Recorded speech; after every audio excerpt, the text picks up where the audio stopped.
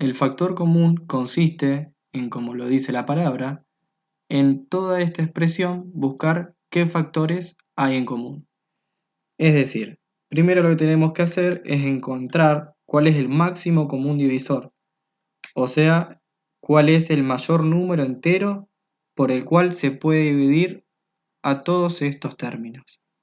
Fíjense, el 3 se puede. 3 dividido 3 da 1, 3 dividido 3 da 1 y 18 dividido 3 da 6.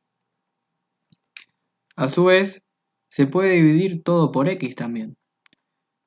X elevado a la 3 sobre x, por propiedad de las potencias que se restan, nos queda x elevado a la 2. Y podemos hacer lo mismo con x elevado a la 2 y podemos hacer lo mismo con x. Entonces, encontrado ese máximo común divisor, lo tenemos que multiplicar por lo que nos quedó, ¿sí? Luego de hacer la división. Fíjense, 3x elevado a la 3 es exactamente lo mismo que hacer 3x por x elevado a la 2. Si nosotros hacemos distributiva, vamos a encontrar esta misma expresión.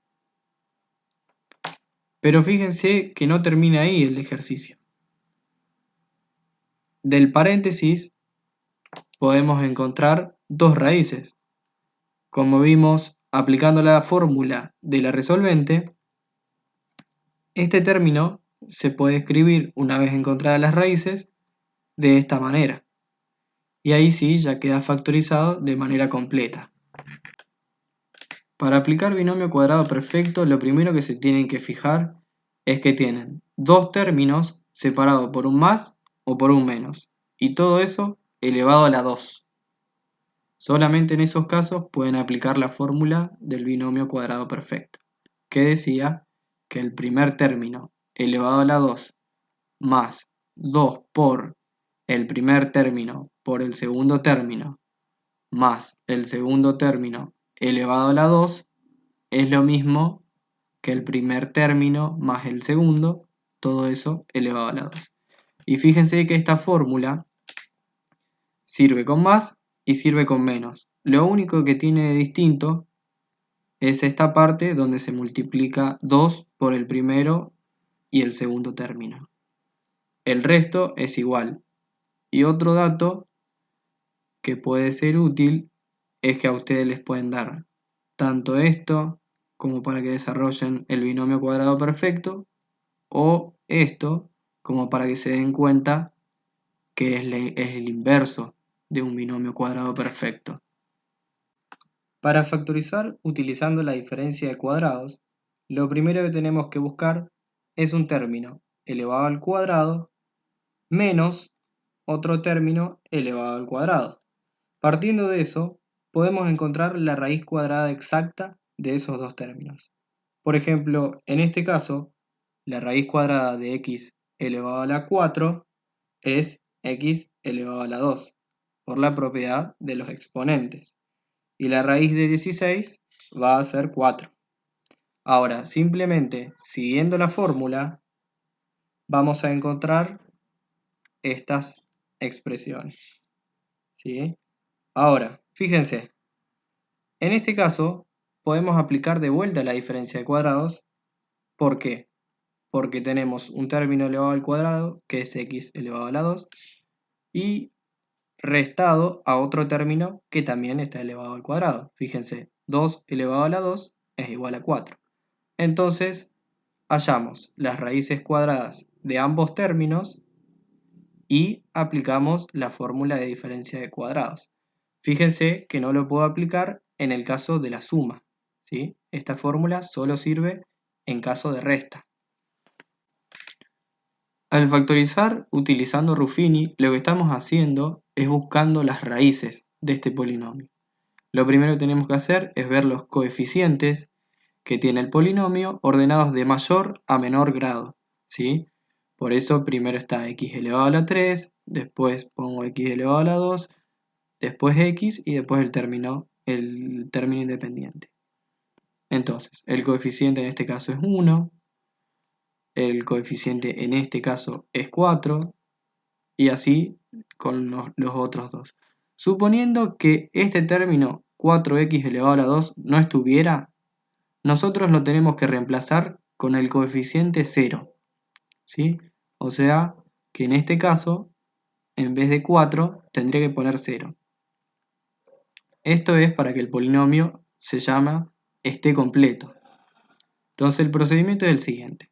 El primer coeficiente lo bajo tal cual y lo multiplico por un número que yo sospecho que puede llegar a ser una raíz del polinomio. Yo puedo probar con 1, con -1, 0, -3, el número que se les ocurra.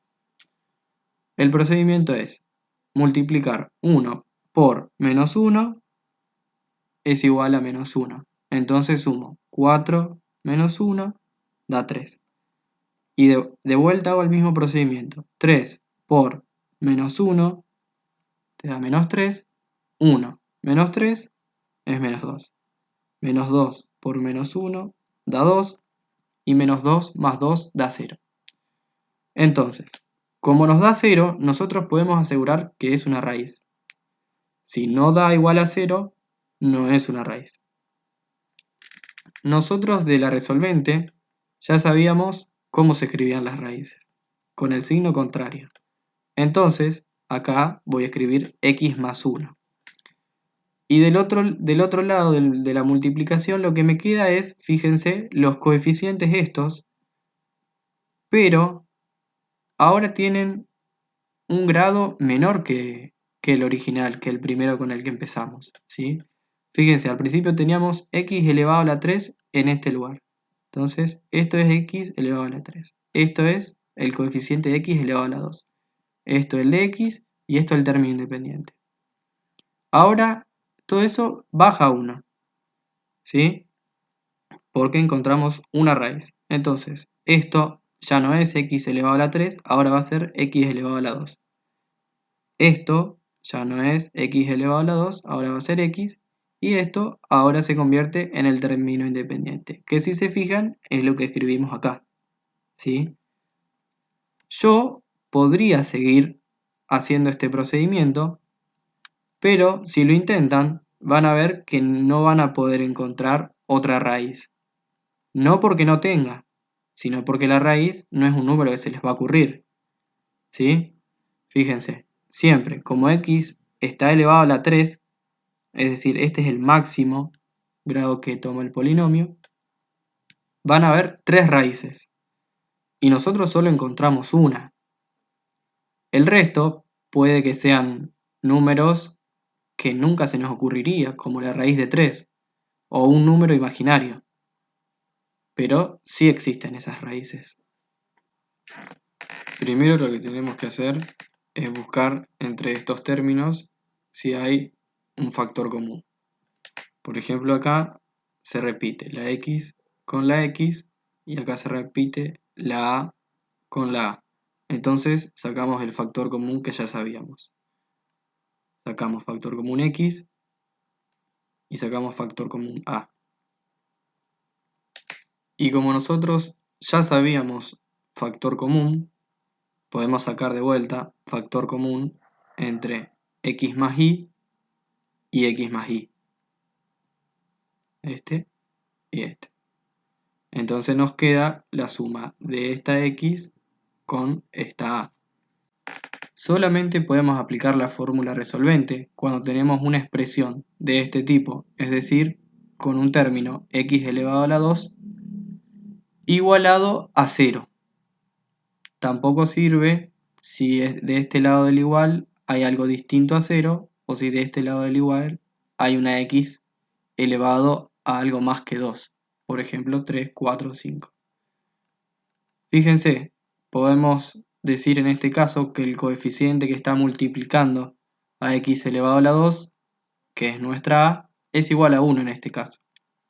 La b, que multiplica a x, es decir, el coeficiente de x, es menos 3, y el término independiente, que vendría a ser c, es igual a 2. Aplicando la fórmula, es decir, reemplazando b, a y c por los valores que encontramos, vamos a conseguir dos valores de x, que vendrían a ser las raíces. En este caso, si ponen los números en la calculadora, la primera raíz les va a dar 2 y la segunda raíz les va a dar 1. Y entonces, ¿por qué la escribimos con el signo contrario? Porque justamente esa es la definición de raíz, ¿sí? Es el valor de x que hace que la y sea igual a 0. Es decir, si vos reemplazás 2 por x, te va a quedar 2 menos 2 es igual a 0, entonces se cumple la igualdad. Y es lo mismo si reemplazás por 1. 1 menos 1 va a dar 0, multiplicado por cualquier cosa, va a dar igual a 0, entonces se verifica la condición.